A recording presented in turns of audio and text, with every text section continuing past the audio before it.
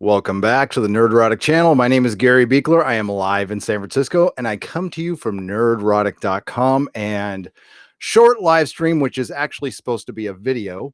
I actually cut two videos about Doctor Who today, and my editing software crashed. Yeah, it's just been a problematic day. So, what the hell? Let's do it live. We'll do it live. So it's a bit of good news, bad news, or depending on how you look at things, good news about Doctor Who today. Both articles come from Radio Times, which is a pretty legit source when it comes to Doctor Who stuff I have found in the past. So what do we want to start with? Let's start with the good news. We'll start with the good news, and we will present this to everybody. It's in the title, so you knew it was coming. Torchwood might be coming back. Doctor Who boss Chris Chibnall may still save Torchwood, says John Barrowman. Now, before we totally get into this article, I want to say that Barrowman's been trying to do this for years. We have all wanted this for years, and for some reason, we never saw Captain Jack in Stephen Moffat's series, and he threw a little shade in this article, and it might answer a question to why we have not seen Captain Jack, at least with the Capaldi era or the Matt Smith era. So Barrowman, who starred as Captain Jack Harkness in the Who spinoff, says he's spoken to the new showrunner about bringing Torchwood back to TV. John Barrowman has revealed that Doctor Who spinoff Torchwood may have hope for a TV revival following conversations with new Doctor Who showrunner Chris Chibnall.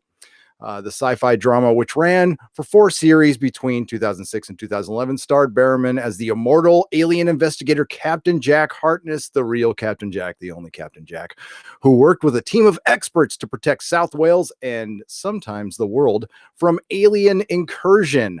Now, we'll get down to the meat of the article here. Basically the article talks about how John Barrowman put out some feelers when he heard that Chibnall was going to be the showrunner, but it wasn't finalized when he first contacted him. So all he got back was basically he said, I can't really say anything right now, but because I'm going to be a showrunner, and possibly you've heard the news. But when he talks, he also talks about he had meetings with the CW and with the American production companies, and they all were asking about Torchwood. Actually, that was the first thing out of their mouths. They would say, hey, can we do Torchwood? Is this a possibility? And Barrowman said, oh, that's probably a good question. So when he emailed Chris Chibnall, he said his first response was that you probably know I'm in the middle of something very big at the moment, and I can't discuss anything else. And that was Doctor Who. But he did also respond with, let's talk when things calm down a bit. And that was just at the beginning of his negotiations for Doctor Who. And now Barrowman says the ball's in Chibnall's court when it comes to Torchwood return, whether that be on the BBC or allowing a US channel to make new episodes. Who knows? If anyone can do it, it's Chris. Chris is the one who can make the decision, because it's always the decision of the showrunner of Doctor Who. Now, we've always kind of known that, but it's nice to hear confirmation. And he also mentions up here that, and since the series last aired, Barrowman has been trying his hardest to keep the flame alive, making audio dramas and comic books starring the Torchwood characters, while also claiming that certain egos were quashing any chance of revival behind the scenes. I wonder who that was talking about. Probably Moffat. Now, Moffat has always given lip service that he wanted Captain Jack back. He just needed the right time. Even in the last episode of this series, we saw a vortex manipulator. We've seen Captain Jack stuff all over the place. We wanted Captain Jack in the 50th anniversary just for a cameo or something, and we didn't get it. And I always thought that was weird. So it's nice to see that, like, he's not coming out and saying it. It was Moffat who squashed all this. And I don't think Moffat wanted any Russell T Davies stuff in his show. And he did skirt around it a lot. Moffat, of course, the king of the red herring, left so many fucking plot holes, and it was basically mystery box Doctor Who. And now that I've had a few years to look back on it, it's much, much worse. I still like season 5 and kind of like season 6, but Moffat lost it after the 50th anniversary special, and poor Capaldi just had nothing to work with. There's a few good episodes, but Moffat didn't write the few good episodes of Capaldi, in my opinion. And this has been, all of this has been bad for ratings. And also what hurt Torchwood. Torchwood was a show that had great potential, but really only had one solid season. It was season 3, Children of Earth. And Torchwood also was beset by delays. It had a consecutive first and second season, but there was a delay for the third. And then, of course, the fourth ended up on, was it Showtime or Stars? I can't remember now, with Miracle Day, which I half liked. But I think it's perfect time for Torchwood to come back, especially with the original, with the OG pansexual Captain Jack. Yes, we need Captain Jack back. And, maybe we'll even see the face of Bo. Yes, I have these just laying around. I do.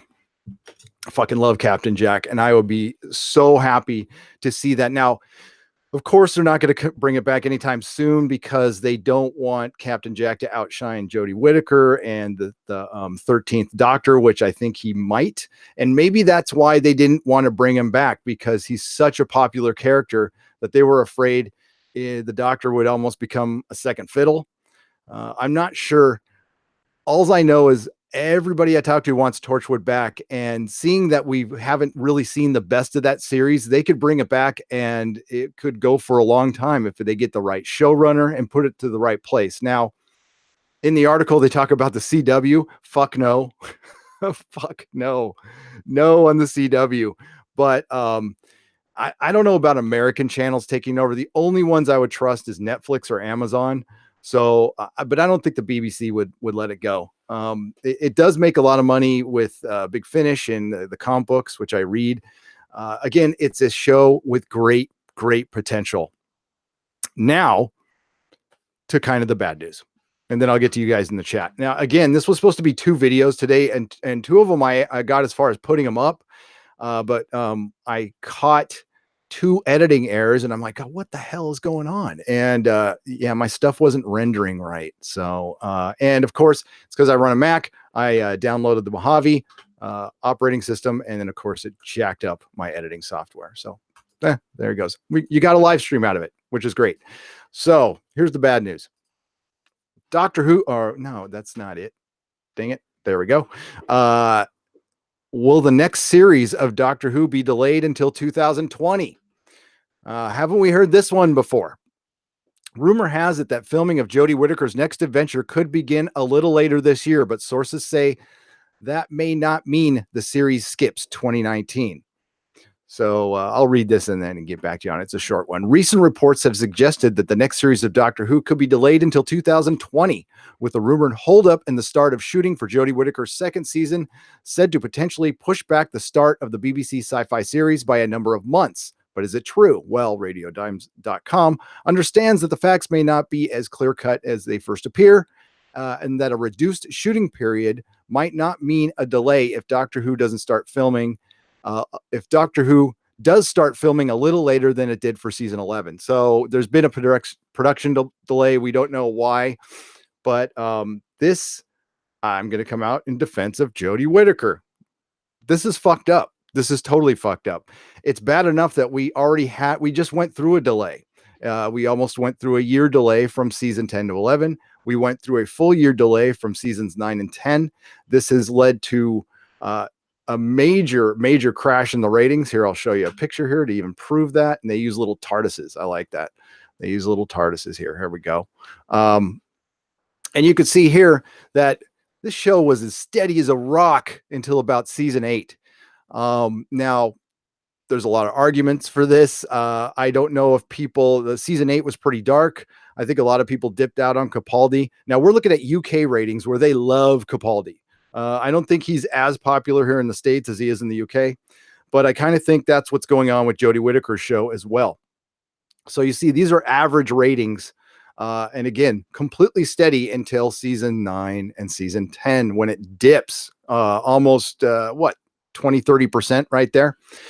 Now, the ratings we just got in for Jodie Whittaker's first 3 episodes, the first one was fantastic. It did 8.2 million overnight, and then it consolidates out to 10.5 million, which almost beat the Eccleston record of 10.81 million. Then the second episode held strong, 7.1 million overnight viewers, still loss of a million viewers overnight. But that's kind of normal, especially with all the hubbub of the first female doctor. That consolidated out to about 8.5 million. And then the third episode came out, which was, I mean, like, we'll say it had kind of a dark subject matter. It was one of the historic episodes, but it wasn't like Vincent and the Doctor. Okay. It was Rosa Parks, and it dipped to 6.39 million overnight viewers. I have not seen the consolidated numbers. I think they're probably 7.5. So that is almost a 2 million viewer loss in 2 episodes. And that is consistent with what the Capaldi ratings were. So we all know that whether we like or dislike Jodie Whittaker as the Doctor, and we all go through phases of not liking the Doctor first, then they win us over. But the thing is, you don't want it to be consistent with the Capaldi ratings, because they were bad, and that's what caused this big of a change. That's why Moffat left. That's why we have a new showrunner. We're on our third showrunner in the modern series. So, and in the US, it's doing okay in the US, but not great. The first 2 episodes did great. And then, the 18 to 39 demo was a 0.25, and it again lost 40% of its viewers in 2 weeks. So if you do that now, these can pop back up. It all depends on the episode. Maybe people just didn't want to see that episode, or maybe they're just, they're over Doctor Who. Are you over Doctor Who? It was an uphill battle for Jodie Whittaker, no matter what, with all the delays, with the Capaldi era, and now a possible delay for season 12. I can't see how that helps. I think it's pretty screwed up, personally. But let's get to the chat here. Let's see what you think. I'm happy as can be that if Torchwood comes back, I think that would only help Doctor Who, by the way. I think if you have Torchwood and Doctor Who running consecutively again, and then possibly crossing over sometimes, I think that would just help both shows. So I think it's a good thing. Chibnall, who I've been very critical of, I think he's better suited for Torchwood, but it depends. I don't think he would run it. I think Doctor Who, he has his hands full. Thank you, Movie Fanobi, for the $2.99 super chat. I heart Torchwood. I heart Gary. I heart Nerdrotic. And we heart you, Movie Fanobi. We do. Thank you so much. Kato Roan, what is up? Carrie Dalton, Movie Fanobi as well. Dina DeWall, how are you? Thank you for all joining me today. Wow, we got 56 people wanting to talk about Doctor Who. That's great. Mary Ashmead, I was not planning a live stream. I wanted to wait till Doomcock was done, and we can talk here for a short time, but I don't have all night, unfortunately. Let's see. I want Torchwood too, but not if it's the same creative team as the last series. Same here. And we also got to think about, do we want Torchwood created by current year BBC? That's also something I'm like, yeah, I don't know. Maybe it's better to let sleeping dogs lie. If another production company, so I will, anonymous content. If anonymous content took Torchwood, that would be great. And that is that's the production company for Counterpart and for Mr. Robot. That would be my first choice right there. If not, then I don't know, whatever production company Neil Gaiman is involved with, I think it's just Amazon. I left work early and saw Gary's Torchwood, and it was gone. Cool. We get a bonus live stream. Yeah. So I popped it up, and then I started playing it, and I saw an error, which was weird because when I watched it in my editing software, everything was fixed, but I don't know, it rendered the wrong copy. I don't know. I'm usually really good at this stuff. So, and I went back and double and triple check, and it turns out that, as I said this morning on my Patreon hangout, I downloaded Mojave, and then my editing software needed to immediately be updated, and I forgot to update it. So I'm waiting to hear that the new Torchwood, it's helmed by Stephen Moffat, and Captain Jack is being replaced by Captain Jane. You know it. Stephen Moffat is doing a Dracula show. I forgot who for, but he's doing a period piece Dracula, I believe. Curious if this Doctor Who rumor follows on something I read last week that BBC was already looking to replace Jodie Whittaker. Carrie Dalton, I heard that too. I thought it was complete BS, but I wish Silver Spike was here. Silver Spike knows what's up with this stuff. The only stuff, and this is like friend of a friend of a friend of a friend rumor I heard, was the BBC was absolutely split, but it was Chibnall who was adamant to get Jodie Whittaker. I don't know who would run Torchwood. Uh, my hope is, yeah, if we I don't know. They can put a few even though they're the same character, uh a River Song, not written by Stephen Moffat, and Captain Jack. I would bring back Russell T Davies if I could. I would have him run it. Um I don't know. I like season 3 a lot. Season 3 was dark as hell, but I loved it. I thought it was good. It was the most cohesive season. Otherwise, it just had really bizarre episodes. It didn't have an identity. All it knew was it had Captain Jack, and that's what carried the series. It had such a cool character. Captain Jack is that Han Solo type that I talk about. Just the wild rogue that we all love, the rebellious character. Um, Shit, that show even had Spike on it. Nice to see this stream too. I watched more of last week's Who episode and realized what it reminded me of. The direction and camera work reminded me of a 90s Nick show. That's not a compliment. No. Um, I did point that out, and some people disagreed with me, and I thought it was very poorly shot, which was kind of surprising because the first episode was well shot. It was. Hello, Tomcat. How's it going? Of course, the great wench lady, the lady of the wench, or the lady of the wench, or the lady of the wrench, Mary Ashmead. How's it going?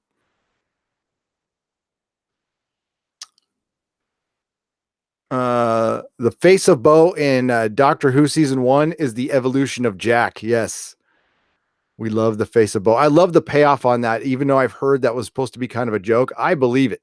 I fully believe it.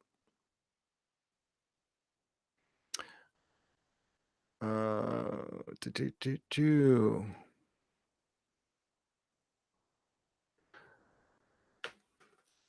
Oh, hello, Stephanie Smith. How's it going?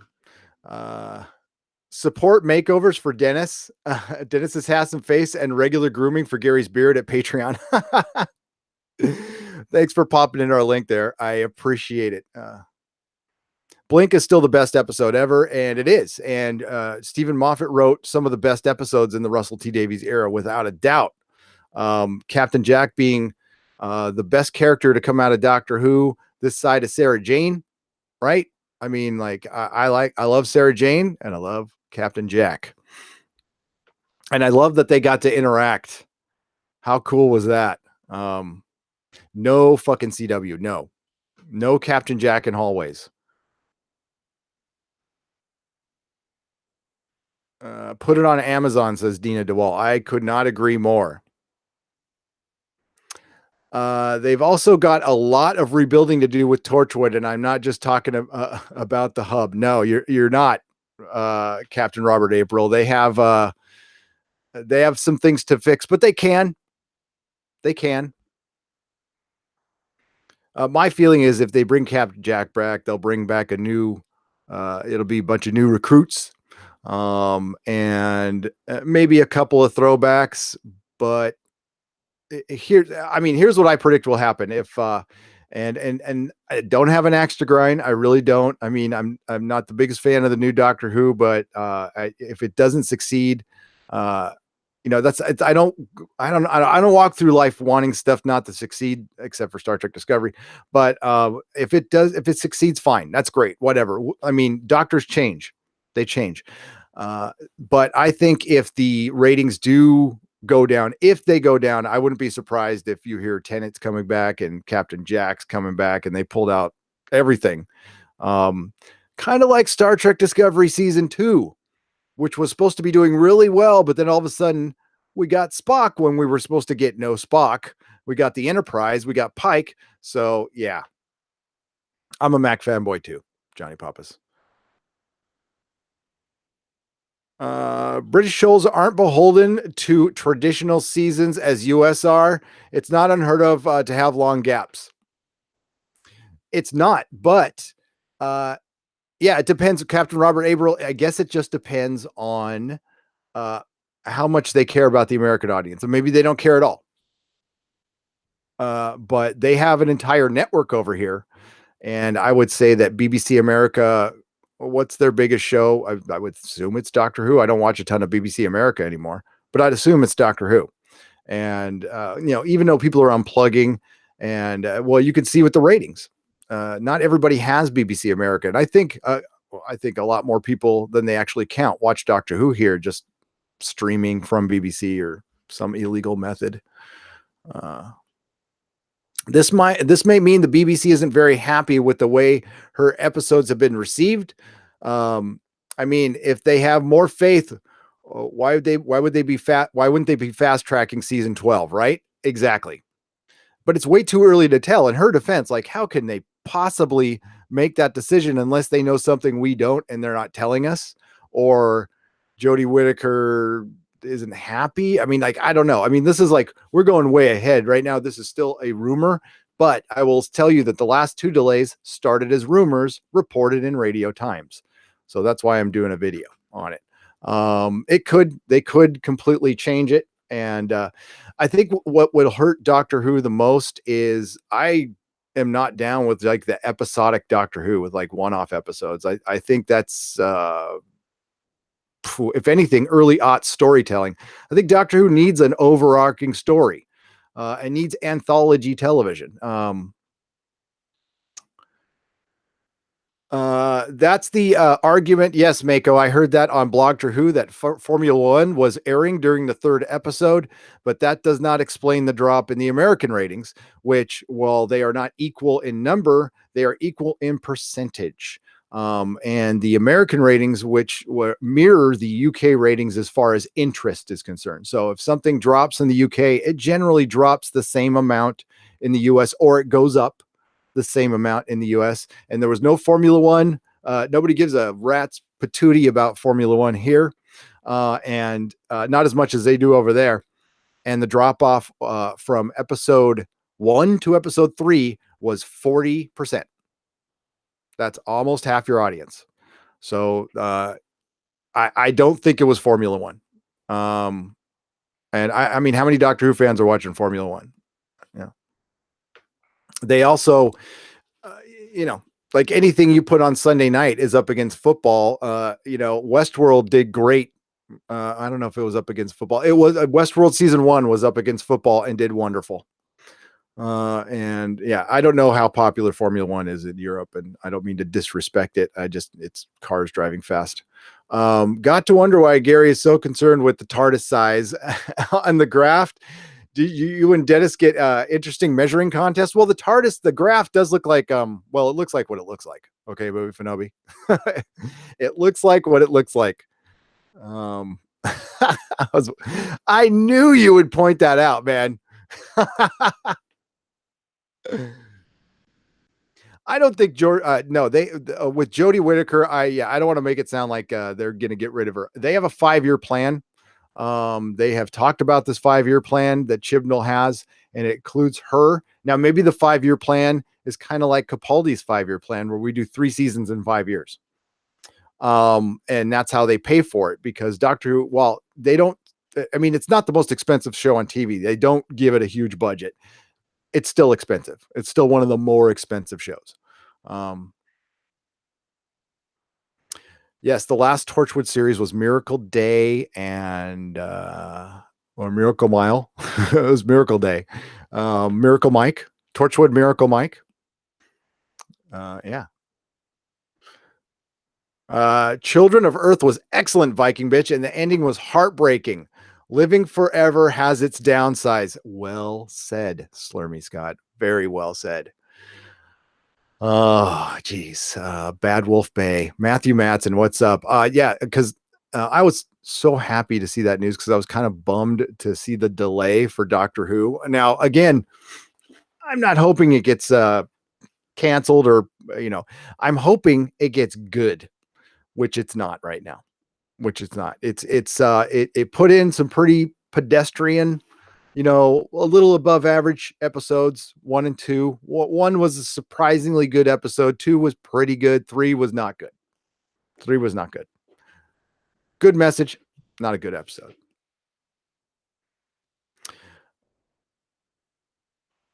Do, do, do, do, do, do. Uh, I'm still, yeah, Stephanie Smith. I'm a little pissed about Yanto as well. But I saw that coming. You did too. There, yeah, bring back Gwen. Yes, of course. Of course. We'll get to a couple more chats, then I must go. It's good to see Slurmy Scott and Sculpted Leather Arch by Viking Bitch and Matthew Matson and Captain Robert April and Mako and Kermarkin. Isn't Jody? It's not Jody that's the problem. It's the woke writing. Yep. And that has been going on for a couple years. And I in the video that you're not going to see, Chibnall, well, okay, this well, we're gonna say in the first 2 episodes. It was it wasn't as bad as Moffat's was towards the end.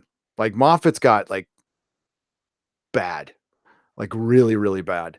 Now I've gone back and rewatched the episodes for review purposes, and there's a couple things I missed where it's like, oh my God, it makes my head hurt. I wish it would just be a show about a time traveler doing fun and thrilling spacey shit. You know, occasionally going back in time and visiting Vincent Van Gogh, because guess what? If you're going to go Rosa Parks, well, as a joke in my video, I said, well, if you're going to go Rosa Parks, well, let's start time traveling to concentration camps. Let's go check out the colonization of India or Africa. And then I went up and looked, and the 6th episode, I think, is going to be about the colonization of India. So this is kind of the Doctor Who we're going to get. And I think I did remember them talking about how they're going to go. Each episode is going to be related to one of the companions, but it's going to be related to kind of the struggles they've gone through. Or yeah, it's what you think it is. It's identity politics. It's identity politics, and that's not what I want. It's not what I go to Doctor Who for. I go to Doctor Who for escapism. All right. Yes, they go to the PAX sometimes. Yes, they talk about politics sometimes. But it's within the story, and it doesn't take over your character, and it doesn't change your characterization of the character. What's been happening a lot lately is you're fundamentally changing shows to fit ideology and stuff. And that's why so many people are dipping out, and that's why so many people are going on YouTube and complaining, basically. So yeah. So a great example of a show that does it well is The Expanse. The Expanse does politics extremely well. And I highly recommend you watch it. That is a show where it is really well done. What is up, Man of Action? Nyla Shadow, Movie Fanobi, Dan M, Penn Farm Girl. How's it going? All right. I must dip out at this point. I'm sorry that some of you are coming in. Again, this was the supplies. Yes, I just said there was a 40. He just said a 40% drop from episode 1 to episode 3, unless I misunderstood. I will put that graphic up. Give me a second. In the US, there was a 40% drop from episode 1 to episode 3. Give me just a moment, and I will show you the graphic. And it is from TV series finale. Man, I've got so many things up here right now. It would probably be better just to go to the website. There it is. Here it is, folks.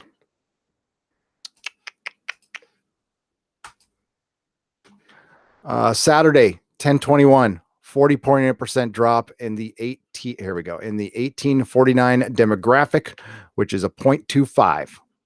So that is a 40% drop in your key demographic in viewership from episode 1 to episode 3. And that tells you now. The drop, I don't know what the percentage is, but it was 6.39 million overnight, and it consolidates. My guess would be 7.5 million to 8. That's still about a 2 million viewer loss. We can use Formula One, and what we'll do is we'll revisit that because in the past, Doctor Who third episodes have done sometimes better than the second episode, and they've mostly hold up in the more successful eras. Now, where they've been dipping is the Capaldi eras. Um, and all you have to do is go to Wikipedia and look at the ratings and the UK ratings, and it'll show you that. Now, it could go up, and they've done that before too. They've dipped and they've come back up. So, and I don't think the ratings has anything to do with this delay. What I read was the delay is due to production. So something delayed the production, being it an actor or money or writers or something. And it could still come out on time. And that's what the article said. It said it might not necessarily mean a delay, but there will be some. It might not be a year, but it looks like it's going to be months.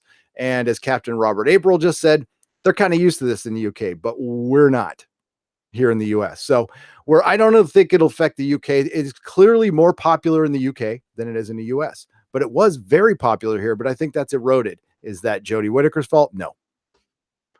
I think it was eroding before that. I think it was gone. I think a lot of people have just dipped. So that's all. But the good news is Torchwood might be coming back, and I am all for that. Sign me up. Take my money. Let's do this. Let's make it happen. Okay, so our next show will be Friday. Well, actually, no. Our next show will be a Titans review sometime tomorrow, and then we're going to have Friday Night Tights with Susan and Dennis. And then Doctor Who. We're going to recap Doctor Who on Sunday. So everybody have a great weekend. Thanks for joining me for this impromptu live stream. You guys are awesome. Please check out our Patreon. We have a bunch of great patrons, and thank you for all the loyal patrons, and thank you for the super chat, Movie Fanobi. I really appreciate it. It's helping literally keeping the lights on right now with this, and I will update my editing software so I can actually get you guys some videos out instead of teasing you with stuff. So everybody have a great night, and see you next time.